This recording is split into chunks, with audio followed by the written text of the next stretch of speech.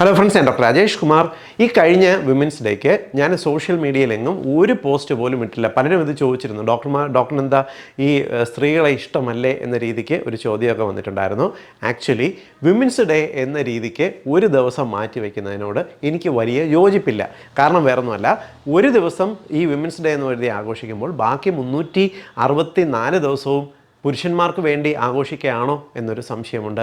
സ്ത്രീകൾക്ക് പ്രത്യേക ഒരു പരിഗണന, അവർക്ക് പ്രത്യേകിച്ചൊരു റിസർവേഷൻ സമൂഹത്തിൽ വേണം എന്ന് പറയുന്ന സമയത്ത് അതെന്താണ്? സ്ത്രീകൾ ഇപ്പോൾ അംഗപരിമിതർ, വികലാംഗരോ അവർക്ക് വേറെ എന്തെങ്കിലും പ്രോബ്ലം ഉള്ളവരാണോ എന്ന ഒരു സംശയവും എനിക്കുണ്ട്. മാത്രമല്ല, എന്തുകൊണ്ട് മെൻസ് ഡേ എന്നൊന്ന് ആചരിക്കുന്നില്ല? എന്തുകൊണ്ട് പുരുഷന്മാർക്ക് പ്രത്യേക ഒരു കാറ്റഗറി വേണം എന്ന് ഇത്തരക്കാർ വാദിക്കുന്നില്ല? ഇതിലെല്ലാം തന്നെ സ്ത്രീകളെ ഒരു രണ്ടാം തരമായിട്ട് കാണുന്ന ഒരു രീതിയാണ് ഇത് എന്നാണ് എൻ്റെ പേഴ്സണലി ഉള്ള അഭിപ്രായം. അതുകൊണ്ട് തന്നെ സ്ത്രീകൾ നമ്മുടെ സമൂഹത്തിൻ്റെ ഭാഗമാണ്. പ്രത്യേകിച്ച് ഈ മനുഷ്യ സമൂഹം എന്ന് പറയുമ്പോൾ സ്ത്രീയും പുരുഷനും കൂടി ചേർന്നതാണ് എന്നുള്ളത് കൊണ്ടും സ്ത്രീകൾക്ക് മാത്രമായിട്ട് നമ്മൾ അങ്ങനെ ഒരു ആഘോഷം നടത്തുമ്പോൾ അവരെ എന്തോ ഒരു കുറഞ്ഞു പോയ ഒരു എന്താ പറയുക, ഒരു രണ്ടാം തരം ആൾക്കാരായിട്ട് കൺസിഡർ ചെയ്യുന്നു എന്ന രീതിക്കും കാണുന്നു എന്നൊരു അഭിപ്രായം എനിക്കുണ്ട്. അതുകൊണ്ടാണ് സ്ത്രീകൾ എപ്പോഴും പുരുഷനെ പോലെ തന്നെ സമൂഹത്തിൽ ഈക്വൽ ഇമ്പോർട്ടൻസ് ആണ് എന്ന് എനിക്കുള്ളത് കൊണ്ടാണ് സ്ത്രീകൾക്ക് മാത്രമായി ഒരു വിമൻസ് ഡേ ഒരു ആഘോഷമോ ഒരു ആശംസാ പോസ്റ്റോ ഞാനിടാത്തത്. മാത്രമല്ല, സ്ത്രീകൾക്ക് പലപ്പോഴും സമൂഹത്തിൽ ഉയർന്നു വരണമെന്ന് ആഗ്രഹമുണ്ടെങ്കിലും പലപ്പോഴും അവർക്ക് വരുന്ന സാമൂഹ്യ പരിധികളുണ്ടാവും. പലപ്പോഴും അവർക്ക് വേണ്ട വിദ്യാഭ്യാസം ഇല്ലാത്തതുകൊണ്ടോ ആരോഗ്യക്കുറവ് കൊണ്ടോ, എന്നാൽ ഇതിനെല്ലാം ഉപരിയായിട്ട് കോൺഫിഡൻസിൻ്റെ കുറവ് കൊണ്ടോ വേണ്ട ആത്മവിശ്വാസ കുറവ് കൊണ്ടോ അവർ ഇറങ്ങിക്കഴിഞ്ഞാൽ ആരും സപ്പോർട്ട് ചെയ്യാനുണ്ടാവില്ല എന്നുള്ളൊരു തോന്നൽ കൊണ്ടോ പുറകോട്ട് നിൽക്കുന്ന ഒരു സമൂഹമാണ് സ്ത്രീകളുടേത്.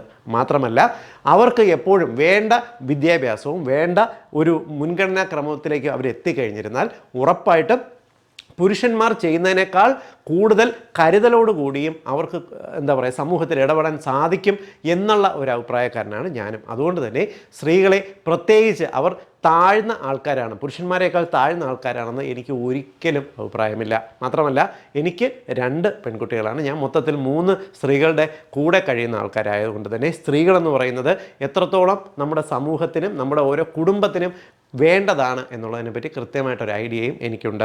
അതുകൊണ്ട് സമൂഹത്തിൻ്റെ ഏറ്റവും മുൻനിരയിലേക്ക് സ്ത്രീകൾ എത്തണം എന്നുണ്ടെങ്കിൽ അവർക്ക് ആരോഗ്യകരവും അതേപോലെ തന്നെ വിദ്യാഭ്യാസപരവുമായിട്ടുള്ള ഉന്നമനം എത്തണം. അതിനുവേണ്ടിയുള്ള ഒരു ലേഡീസ് ഓൺലി സീരീസാണ് ഇവിടെ സ്റ്റാർട്ട് ചെയ്യുന്നത്. ഇതിനകത്ത് സ്ത്രീകൾക്ക്, ഒരു പെൺകുട്ടി വളരുന്ന കാലഘട്ടം മുതൽ അവർക്ക് വേണ്ട ആരോഗ്യകരമായിട്ട് വേണ്ട കാര്യങ്ങൾ എന്തെല്ലാമാണെന്നും അവരെ ബാധിക്കുന്ന ആരോഗ്യ പ്രശ്നങ്ങൾ എന്തെല്ലാമാണെന്നും അവർക്ക് വേണ്ട ഏതെല്ലാം തരത്തിലുള്ള ഹെൽത്തിൻ്റെ സപ്പോർട്ട് നൽകേണ്ടത് ഉണ്ടെന്നുള്ളതിന് കൃത്യമായിട്ടുള്ള ഒരു വിവരണം എൻ്റെ ഓരോ വീഡിയോസിലും ഉണ്ടാവും.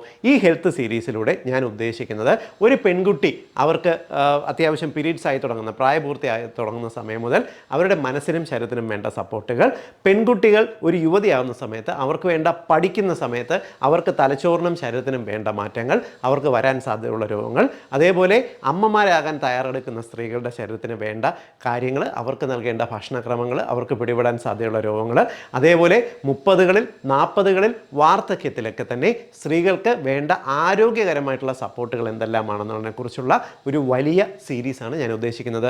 ഈ ലേഡീസ് ഓൺലി സീരീസിൽ ഇത് കാണുന്ന എല്ലാ സ്ത്രീകളുടെയും പെൺകുട്ടികളുടെയും അമ്മമാരുടെയും അകമഴിഞ്ഞ സപ്പോർട്ട് ആവശ്യമാണ്. അതിനുവേണ്ടി നിങ്ങൾ ചെയ്യേണ്ടത് ഏറ്റവും പ്രധാനമായിട്ട് നിങ്ങൾക്ക് ആരോഗ്യപരമായിട്ടുള്ള ഏതൊരു സംശയവും, നിങ്ങൾക്ക് ഏത് കാര്യത്തിനെക്കുറിച്ചാണോ അറിയാൻ ആഗ്രഹം ആ കാര്യത്തിനെക്കുറിച്ച് ഈ വീഡിയോയുടെ താഴെ കമൻറ്റിൽ രേഖപ്പെടുത്തുക. അതിനെക്കുറിച്ച് ഞാൻ പഠിച്ച് നിങ്ങൾക്ക് വിശദീകരിക്കാം. ഇത് 1-2 എപ്പിസോഡിൽ തീരുന്നതല്ല കേട്ടോ, തുടർച്ചയായിട്ടും ഉണ്ടാവും. ഇതിനിടയ്ക്ക് ഏതെങ്കിലും റിലവൻറ്റ് ടോപ്പിക്ക്, മറ്റു വിഷയങ്ങളുണ്ടെങ്കിൽ അതുണ്ടാവുമെങ്കിലും ബേസിക്കലി ഇനി അങ്ങോട്ടുള്ള കുറേ നാൾ ഈ ലേഡീസ് ഓൺലി ആരോഗ്യ സീരീസ് ആയിരിക്കും ഏറ്റവും പ്രധാനമായിട്ട് ഉണ്ടാകുക. അതുകൊണ്ട് നിങ്ങൾ ചെയ്യേണ്ടത് നിങ്ങളുടെ കുടുംബത്തിലേക്ക് വേണ്ടി ഈ വീഡിയോ ഒന്ന് ഷെയർ ചെയ്യുക. അത് കണ്ടിട്ട് നിങ്ങൾക്ക് സ്ത്രീകൾക്ക് പ്രത്യേകിച്ച് ആരോഗ്യപരമായിട്ട് എന്തെല്ലാം കാര്യങ്ങൾ അറിയേണ്ടതുണ്ട് എന്നുള്ളതിനെക്കുറിച്ച് ഈ വീഡിയോയുടെ താഴെ കമൻറ്റ് ചെയ്യുക. അതിനെക്കുറിച്ച് ഞാനത് കൃത്യമായിട്ട് നോട്ട് ചെയ്ത് വയ്ക്കുന്നുണ്ട്. നോട്ട് ചെയ്ത് വെച്ചിട്ട് അതിനെക്കുറിച്ചുള്ള വീഡിയോസ് വരും എപ്പിസോഡുകളായിട്ട് ഉണ്ടാവും. നിങ്ങളെല്ലാവരും ഇത് കാണുക. നിങ്ങളുടെ എല്ലാ സ്ത്രീ സുഹൃത്തുക്കളുടെ അറിവിലേക്കായിട്ട് ഷെയർ ചെയ്യുക. മാത്രമല്ല, നിങ്ങൾക്കുള്ള സംശയങ്ങൾ ഇതിൻ്റെ താഴെ രേഖപ്പെടുത്താനായിട്ട് നോക്കുക. അപ്പോൾ അടുത്ത ദിവസം മുതൽ തുടങ്ങുന്ന ലേഡീസ് ഓൺലി സീരീസിൻ്റെ ആദ്യത്തെ എപ്പിസോഡ് മുതൽ സ്ത്രീകളെ സംബന്ധിച്ചുള്ള ഏറ്റവും പ്രധാനപ്പെട്ട ആരോഗ്യപരമായിട്ടുള്ള ഇൻഫർമേഷനും ഡയറ്റും ആയിരിക്കും ഉണ്ടാകുക. നിങ്ങൾക്ക് വണ്ണം കുറയാൻ ആഗ്രഹിക്കുന്നവർക്കാണെങ്കിലും നിങ്ങൾ സംബന്ധിക്കുന്ന പലവിധ രോഗങ്ങളെക്കുറിച്ചാണെങ്കിലും നമുക്കിതിനകത്ത് ഡിസ്കസ് ചെയ്യാം. ആരോഗ്യകരമായിട്ടുള്ള ഒരു ചർച്ചയായിട്ട് മുന്നോട്ട് പോകാം. എല്ലാ സ്ത്രീകളുടെയും എല്ലാ അമ്മമാരുടെ അറിവിലേക്കായിട്ട് നിങ്ങളതൊന്ന് ഷെയർ ചെയ്തോളൂ കേട്ടോ. അടുത്ത ദിവസം മുതൽ നമുക്ക് പുതിയ പുതിയ വിഷയങ്ങളുമായി കണ്ടുമുട്ടാം. ബൈ.